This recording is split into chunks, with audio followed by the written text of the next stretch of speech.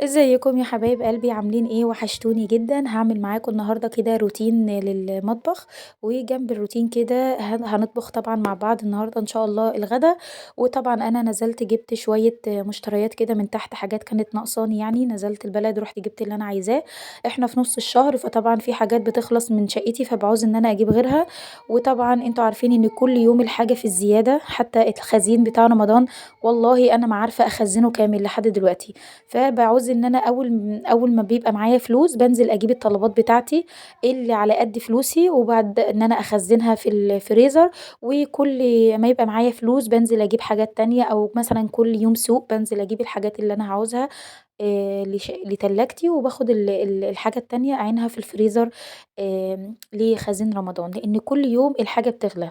فهابدأ كده أوريكم أنا جبت إيه النهارده. أنا نزلت جبت كيلو لحمة للغدا، ما شاء الله يعني ربنا يزيد يعني. اللحمة ب240 جنيه النهارده والله، وهتبقى طبعًا في الزيادة. في ناس بتبيعها ب250، أنا جبتها ب240، وعملت إنجاز كده طبعًا رهيب. الحمد لله على كل حال. فهنبدأ بقى إن أنا دلوقتي هاغسلها كويس، وغسلت الرز كويس. عشان أول حاجة هابدأها هو بعد ما جبت الطلبات بتاعتي، هابدأ إن أنا أطبخ الأول عشان أخلص من الصعب، وندخل بقى على تنضيف المطبخ وأوريكم المشتريات اللي أنا جبتها. طبعًا الجو كان برد أوي اليومين اللي فاتوا، فالواحد حاسس إن الحيطة والشقة تحسي إن هي معرقة، بجد في مَيّة نازلة كده من الحيطة، تحسي إن الحيطة معرقة من كتر الجو الرطوبة اللي إحنا كنا فيها، بجد الجو كان فظيع. فهابدأ دلوقتي إن أنا بعد ما غسلت اللحمة، هابدأ أحط معلقة زبدة كده على في الحلة، وأبدأ أنزل كده بعد ما تسخن باللحمة بتاعتي. بعد ما تتشوح كده أحط البهارات، هابدأ إن أنا أحط اللورة والبصل والطماطم، وأحط بهارات لحمة، وأحط كمون. وهابدأ إن أنا كده وفصين توم على فكرة، وهابدأ إن أنا أسيبها كده إن هي إيه تتشوح مع نفسها على نار هادية. وجبت اللبن أنا هاعمله في فرن البوتاجاز، هادسه في فرن البوتاجاز. بدأت بعد ما غسلته كويس صفيته من المَيّة وحطيته في الحلة في الصينية، وضِفت عليه كيلو اللبن، اللبن ده كامل الدسم. وبعد كده بدأت أحط الملح بس، مش هاحط أي سمنة ولا زبدة ولا قشطة ولا الكلام ده كله، إلا لمّا تطلع الصينية من الفرن علشان خاطر ما تتكتمش الرز ما يتكتمش معانا. بعد ما اللحمة بدأت أقلبها تقلبتين كده وإن هي هتتشوح، تكمّل تشويح على نار هادية. هابدأ أجيب برضه معلقة زبدة على معلقة زيت كبيرة، وهابدأ إن أنا أعمل جنب الأكل كده لسان عصفور. هابدأ برضه إن أنا أقلّبه كده على نار هادية برضه، وإيدي تبقى في التقليب مستمرة على طول، علشان خاطر ما تبقاش حبّاية غامقة وحبّاية فاتحة والكلام ده كلّه، عشان لسان العصفور يبقى مدّي كلّه لون واحد كده في الآخر والشكل حلو. هابدأ إن أنا أقلّبه كويس جدًا مع بعض كده لحد أمّا خلاص وصل للون اللي أنا عايزاه، اللون الدهبي. وبعد كده هابدأ أجيب المَيّة بقى، مَيّة سخنة أو مَيّة، يعني هنجيب مَيّة كده إن هي إيه، يعني يغلي فيها. المَيّة دي كانت سخنة بس من الحنفية. بدأت إن أنا أنزل بيها وأحط نُص معلقة ملح وأسيبه بقى كده مع نفسه يغلي. وبعد ما زوّدت مَيّة للحمة بعد ما اتشوّحت تمامًا، افتكرت طبعًا إن هنا في بطاطس، فقطّعت بطاطستين كده بالطريقة دي، لإن أنا باحب أوي البطاطس مع اللحمة. من ناحية إن إحنا بنحبها مع البصل مع اللحمة كده، لمّا هتبقى مثلًا اللحمة هتبقى للأكل بس منابات كده، فباحب أحط جنبها البطاطس والبصل. وفي نفس الوقت برضه بازوّد الأكلة، لإن طبعًا كيلو لحمة بيبقى ل5 أفراد يعني يا دوب. فالحمد لله طبعًا، فبدأت إن أنا أطلّع الرز من الفرن. بدأت إن أنا بقى إيه، أحُط عليه معلقة زبدة كبيرة ومعلقة قشطة كبيرة، ضهر المعلقة كده، وأبدأ إن أنا أخرّم في الرز كده عشان كل ده ينزل في الرز ويدّي له طعم حلو أوي. هنا بقى خلاص هاغطّي الرز واسيبه بقى على نار هادية جدًا، جدًا يتشرّب بس كده الزبدة والقشطة والحاجات الجميلة دي. وهنا لسان العصفور بدأت إن أنا أزوّده شوربة بعد ما استوى، وكده هيبقى خلص معانا. هنا الملوخية خدت شوية شوربة كده من شوربة اللحمة، وبدأت أحُط عليها ملوخية، طبعًا هي كانت مجمدة معايا، فسايباها بقى على نار هادية كده تفُك. وبعد ما فكِّت هابدأ إن أنا أشيل أي رغاوي بيضا منها علشان خاطر ما تمرّرش معايا، وفي نفس الوقت برضه ما تدّيش شكل مش حلو. هنا حطيت معلقة دهنة ومعلقة سمنة، وبدأت إن أنا أحط التومة، طبعًا أنا كتّرت في التوم أوي عشان خاطر الملوخية بتحب التوم الكتير، والكزبرة الناشفة طبعًا مع الدهنة مع السمنة، يعني ما أقولكوش بقى طعم الملوخية، وطبعًا شوربة لحمة كمان هتدّي طعم هايل للملوخية. هابدأ إن أنا طبعًا بعد ما حطيت الكزبرة التومة بتاعتي بتغمق معايا، فأنا مش هاخلّيها تغمق أوي عشان ما تتحرقش، وهابدأ إن أنا أحطها أحط طشة الملوخية. كده خلاص أنا خلّصت الملوخية، هابدأ إن أنا أوارب الغطا الحلة، ما أقفلش الحلة كامل عشان الملوخية ما تسقطش معايا، أنا باواربها بس. وفي نفس الطاسة هابدأ إن أنا أحط معلقة زبدة كبيرة، وأبدأ إن أنا بقى يعني أحمّر اللحمة بس تحمير اللي هو مش أوي عشان ما تنشفش معانا. ورا التحمير على طول بدأت أنزل بالبطاطس والبصل بعد التحمير بقى والصوص الجميل اللي نزل منها ده، وخلاص كده جهزت الغدا، وده كان غدانا النهارده. وبعد ما اتغدينا بقى بدأت إن أنا أغسل المواعين، هاغسل بقى المواعين كده وأنضف مطبخي، لأن المواعين يعني المطبخ بجد محتاج الحيطة كلها بجد معرقة، الأرضية تحسي إنها يعني من كتر التلج اللي إحنا كنا فيه، الأرض أنتِ ماشية تحسي إنِك بتمشي على حاجة، السجاد ذات نفسه يعني نضيف بس تحسي إن أنتِ ملزقة مش عارفة ده إيه. فقُلت لأ النهارده بقى الشمس جميلة أوي كده، فقُلت لازم أطلّع السجاد بتاعي برّه، وأطلّع السجاد بتاع المطبخ برّه، وأنضّف كده المطبخ وأمسحه مسحة محترمة. وطبعًا أنا نزلت جِبت شوية حاجات للتخزين مش كتير، بس ده اللي قدرت أجيبه النهارده، كل أمّا أنزل كده أجيب حاجة وأنا طالعة، بحيث إن أنا على أمّا ييجي رمضان أكون خزّنت كل حاجة. بعد ما غسلت المواعين جِبت قماشة كده ناشفة كبيرة حطيتها جنبي، وبدأت إن أنا أصفّي عليها المواعين، أنا شِلت المصفى التانية دي حطيتها في حتة تانية لإن هي صغيّرة بتاخد الأطباق الكوبايات بس، إنما الصواني والحِلَل والحاجات دي بتبقى عايزة حاجة كبيرة تتحط عليها. أنا أصلًا غيّرت في ستايل المطبخ شوية، زوّدت فيه حاجات، آمم، غيّرت أماكن فيه كتغيير برضه للروتين، وفي نفس الوقت برضه هاوريكم ده كله، وفي نفس الوقت برضه على أمّا ييجي العيد أكون ضبّطت فيه حاجات أكتر وأكتر. هنا بقى الحاجات اللي أنا جبتها، جبت ليمون، جبت بسلة، جبت قلقاس، جبت خضرة كتير، جبت سبانخ، جبت لِفْت. مع المشتريات بقى بتاعة المنظفات بتاعتي وحاجات التلاجة اللي كانت ناقصاني.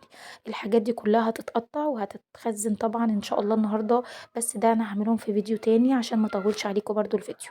بدأت خلاص إن أنا أغسل بقى البوتاجاز بتاعي، هنا أنا باغسل الإيد بتاعة البوتاجاز اللي هي الحامل ده، باغسله على البوتاجاز أحسن ما اغسله بقى تحت الحنفية بيزهقني، هنا بابقى متحكمة أكتر. هاغسله كويس وهابدأ أحطه في الحوض كده علشان أشطفه من الصابون. وكده خلاص هابدأ بقى إن أنا أغسل البوتاجاز كويس، عيون البوتاجاز عايزة تتغسل، فهاغسلها برضه وهي مكانها كده بيبقى أسهل لي وأسرع وأسهل، وبرضه عشان الوقت. طبعًا بيبقى ليهم يوم تاني خالص إن أنا مثلًا باطلّع كل العيون دي وبانقعها بقى في المحلول بتاعها اللي بينضف العيون، بس أنا شايفة إن الموضوع مش مستاهل أوي النهارده، هابدأ إن أنا أغسلها كده وهي مكانها هتنضف برضه معايا. وهابدأ أغسل بقى البوتاجاز كله من فوق ومن تحت ومن جوّه ومن برّه، عشان خاطر الإزاز ذات نفسه كان معرّق جامد، نضيف بس معرّق، عايز كل حاجة معرّقة وملزقة، بجد الجو كان صعب أوي. فهابدأ بقى أمسح كل المَيّة كده الأول بقماشة، وأبدأ إن أنا بقماشة ناشفة وأمسح باقي الصابون ده وأنشّفه كويس جدًا.